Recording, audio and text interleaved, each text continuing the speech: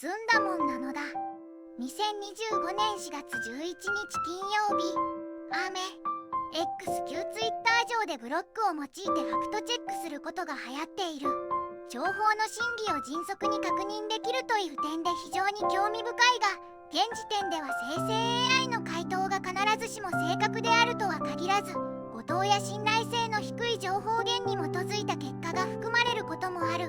近い未来では AI が真理、価値観、倫理などいろんなものを判定する世界がやってくるように見える。人は AI とうまく協力し合えるのだろうか。もう寝るのだ。